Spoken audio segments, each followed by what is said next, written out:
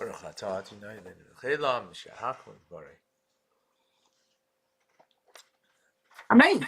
Chaim Lebracha. Okay, good morning, folks.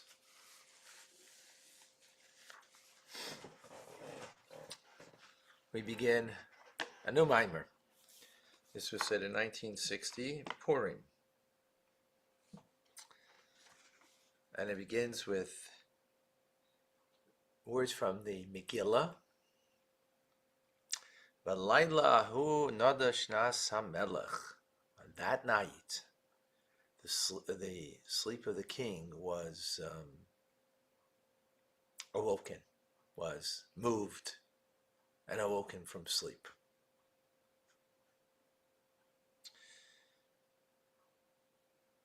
And the previous Rebbe, who had a mimer on this from 1940, quotes from the customs that's brought down from the Maharil, the laws of Purim, that with those words we say it very loudly. On that night, the king, right, in the simple meaning, of course, referring to the king Achashverosh, he was awoken from sleep. He couldn't sleep. What did he do, of course? As the story continues, he told to his servant, can't sleep, read for me from the books of the household books of the court. I read of different things that went on in the house, in the court of the king. And one of the things was that Mordechai had saved the life of the king previously. There was a plot to kill the king. Mordechai was privy to it, informed I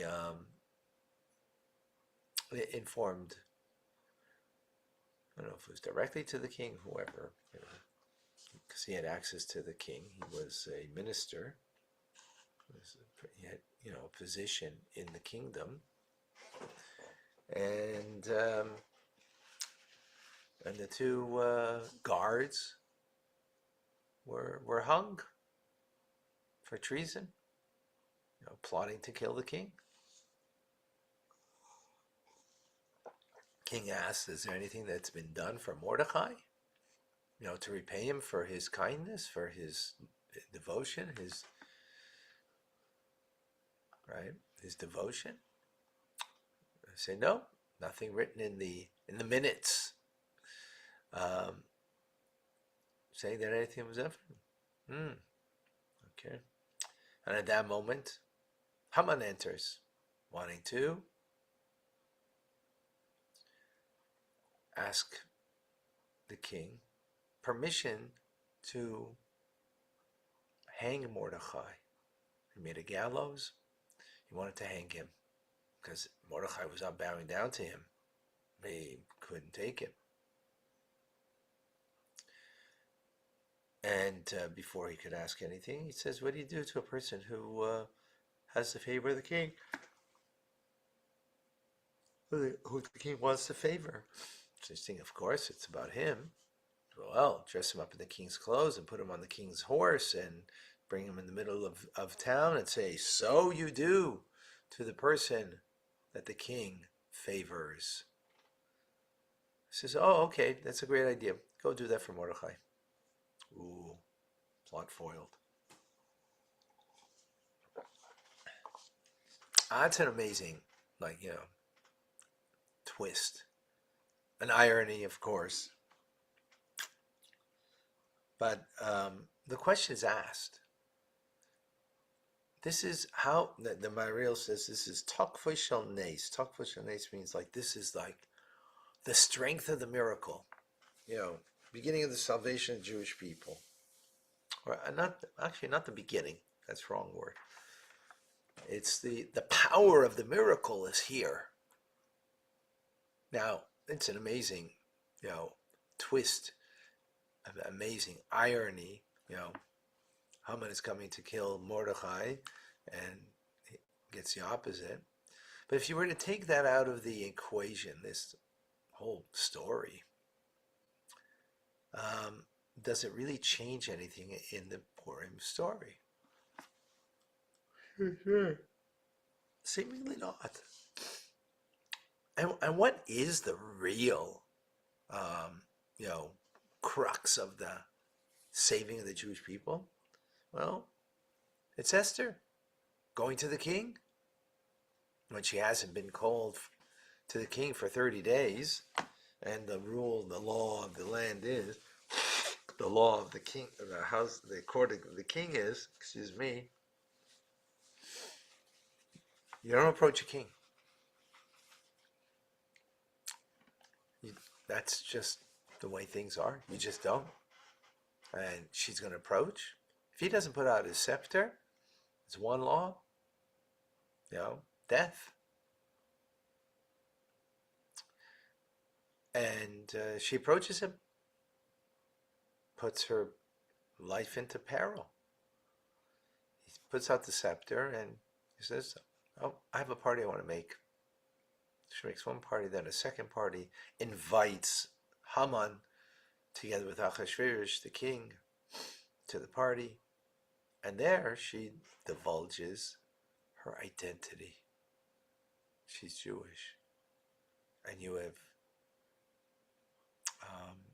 put my people into peril by declaring a decree against my people that they should be annihilated in one day in all of your kingdom, which was nearly 127 provinces from Ethiopia to India, basically where all the Jews lived.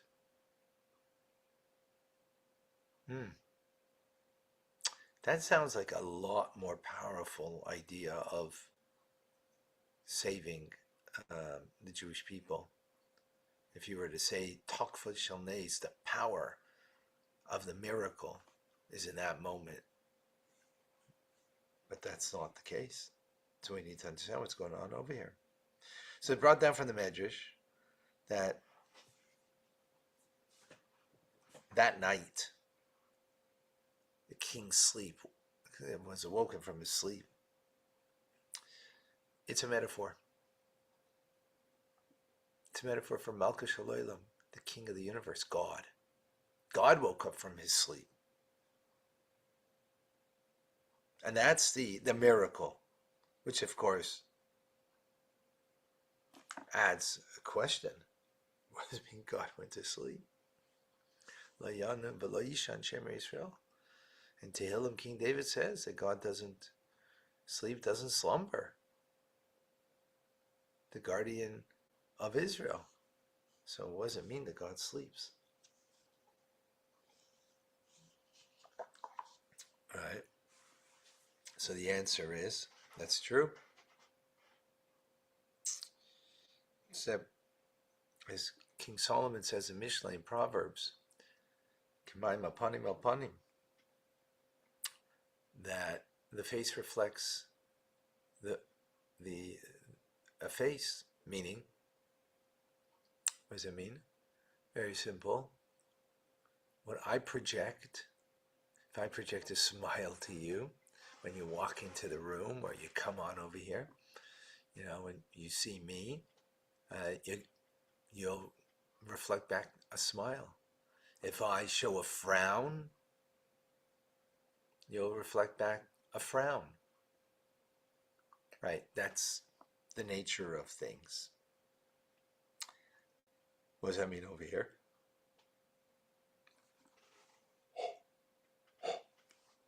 So this is the power. This is the faith we need to have in our fate. What's my fate? What's your fate? What's the fate of the Jewish people? Well, as the Baal Shem Tov explains on the verse in Psalms, where we say that God is the protectorate, Lo Yanum V'Lo Yishan Shemer Israel, that he doesn't sleep or slumber, the protectorate of Israel. But the next verse says, the God, Hashem Tzilcha, the God is your shadow. What does that mean? God, Hashem Tzilcha, is your shadow. How could God be a shadow? Of course, it's a metaphor. Well, how's a shadow created? Of course, by a person, right? So what does that mean? I create a shadow. If the sun is over here, and I'm standing here, next to me over here will be shadow, right? That's what it means. So God is that shadow. What does that mean, God's that shadow? Meaning, God,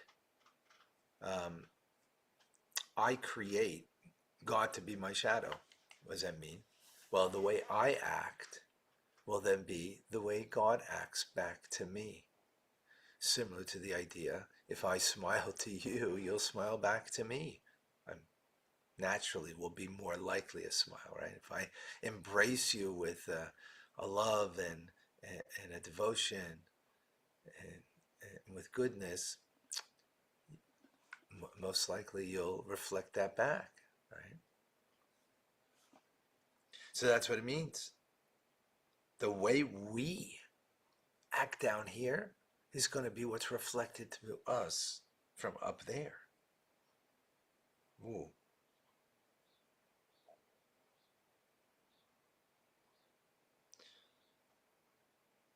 So if I'm down here with great joy, gladness of heart, so I'm going to get that shadowed back, reflected back to me.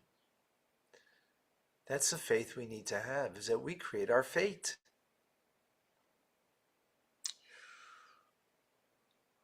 So, got to be joyful, gladness of heart, and not the opposite, of course. Okay, so what does that mean now? It means if I'm asleep down here, I'm causing God to be asleep up there. I'm causing it. Now there's God is a protectorate of Israel. Unless, which means he's awake,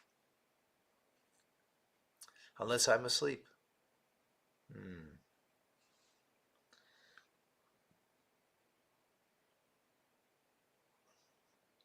Therefore, we have to find ways to make sure that we stay awake, that we shouldn't sleep, in order that heaven doesn't sleep on us. Whoa, whoa, whoa. So just let that penetrate for a moment. This is, we think that, it all begins with God in what we get in our lives. But it's the opposite. It begins with us. That we get from heaven, from God, of course. No question about it. But what we get, the fate that we will have, is a faith that we need to have, and what the Maimer is telling us, a faith that we have, that we create that reality. So what does it mean, sleep, then? What does it mean that I'm asleep or anybody's asleep? So generally speaking, it means galus, exile. Right? That's what it means in general.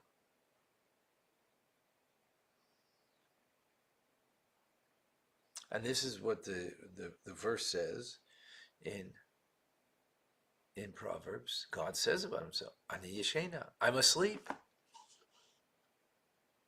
Does it mean God's asleep? Meaning in exile. What does that mean? Did you ever last night?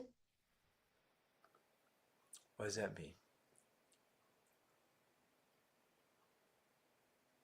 What does it mean that there's sleep in exile? So what happens when a person's asleep? When you're asleep, your body is complete. It's intact, right? Just as when you're awake. Except your inner powers do not have an effect as when they're up. When you're up, your inner power becomes weakened. What does that mean? Well, how does sleep start? Closing your eyes. You close your eyes, you can't see.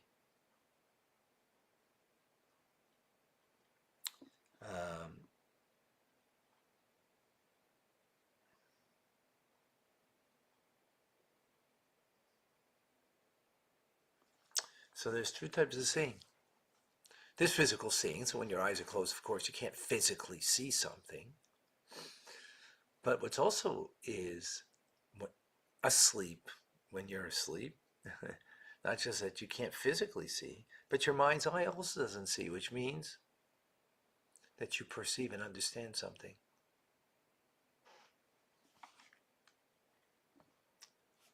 What does that mean? The power of Chachma, which is what we're talking about, is removed from the person. What's the power of Chachma? Well, it says, Chacham ena bereishei, v'ksil v'choshech heilech. A wise person, his eyes are in his head. And a fool, he goes in darkness. So what's going on over here? What does that mean? So a wise person, eyes are open, and sees the result of what they do, what that brings. A fool doesn't see the results of what they do because they walk in darkness. So, like a simple little thing, obviously if you're going to eat a whole Boston cream pie, whole lemon meringue pie, what's going to happen? Right? You're going to get sick. You're going to feel like, ugh, right? Okay, that's an extreme example. But that's an extreme example that gives us the idea that when you walk in darkness, you're not going to have your eyes open to the effect of what happens.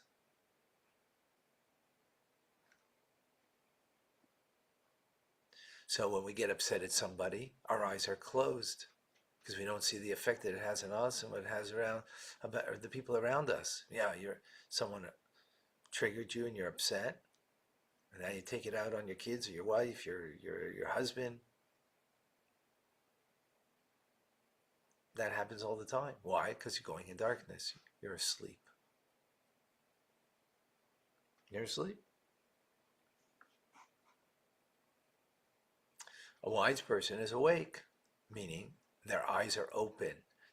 Not merely physical eyes, but their eyes, mind, and they understand what they do and what that means and what the effect is. They know that if they say this, how that's going to affect that person. And therefore they're careful, they're sensitive, and they don't say that, right? So we all walk in darkness at times. I walk in darkness. I can say something to someone and not having my eyes open or recognizing what that's going to do to that individual.